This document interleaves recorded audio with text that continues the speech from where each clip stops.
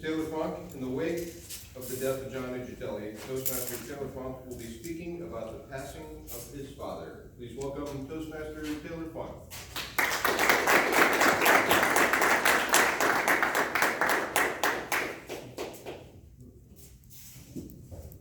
Good morning, fellow Toastmasters. Good morning. Good morning. I've been thinking a lot this week about what would be appropriate on this meeting to speak about, given John's passing. And to be honest, there has been some feelings of inadequacy to even have the opportunity to speak this morning. But I feel that if I'm open and honest and vulnerable about death and the reality of death and my personal feelings about it, that in a unique way I can pay tribute to John directly and hopefully peace to you all as well. And so this morning I wanted to talk about my dad, who was a waggish gentleman, was a used car salesman, not the type in Matilda that would put sawdust in the oil and roll back the odometer. He was the good type, the one that you'd want to go to for your second and third car because he was honest and reliable. He was someone that loved others deeply. He was sensitive, he was passionate, and he was inspiring to me.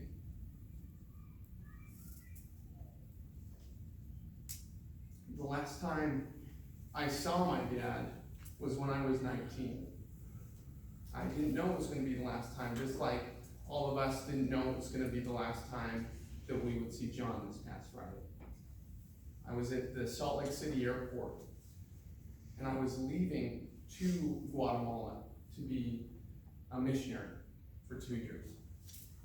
So I knew that I wasn't going to see him for 2 years, and I was bracing myself emotionally for that goodbye.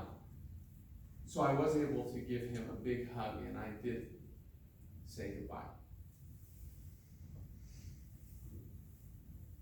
2 weeks before I finished those 2 years, I got a call from the leader of the mission that I was working in. He said, "Taylor, I need you to go home. Meet me at your house." As soon as he told me this, I had this hit in my stomach.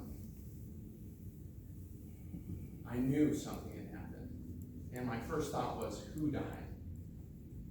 But I didn't know who. I remember that walk home to my apartment and running through all of my siblings and through all of my uncles and aunts and who it could possibly be. And I got on to my bed, I sat down, and he was sitting across from me, and in a quaint, quick manner, he said, "Taylor, last night, your father passed away." And that single moment for me was the most shocking and impactful moment of my entire life.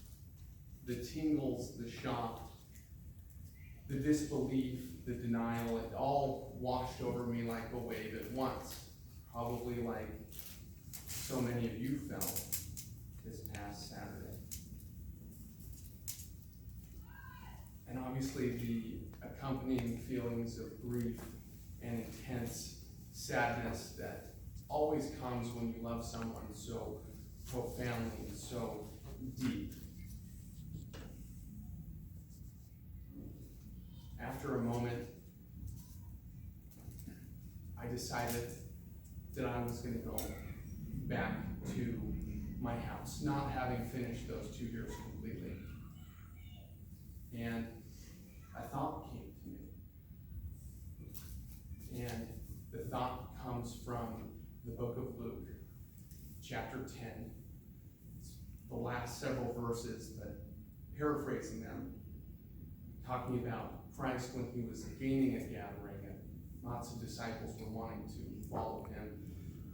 It said that one would come and say, I want to follow you, but first I need to do X.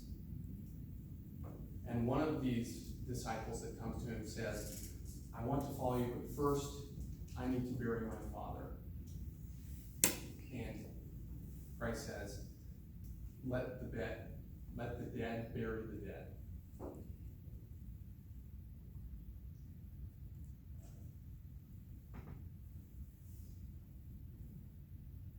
When I had that experience, after having decided to leave, I made the decision then and there that I was going to stay and finish. Because I knew that no matter what I could do in that moment, the best thing that I could do for myself and for my dad was to finish that time. So that through his death, just as Christ said that he had to die so that he could bring forth more life, I knew that I could honor my father by bringing forth more life through my labors as a missionary. And today I wanted to remind you all that death cannot exist without life. That in order for us to live, something has to die. And that we exist because of death. So just as yin and yang are coexistent, just as the light and the dark both have to have each other to exist at all, so too do we live full lives as we accept the reality of our existence being completely and intimately tied to death. My dad was very fun. He loved life. He had dark moon blue eyes that my daughter has.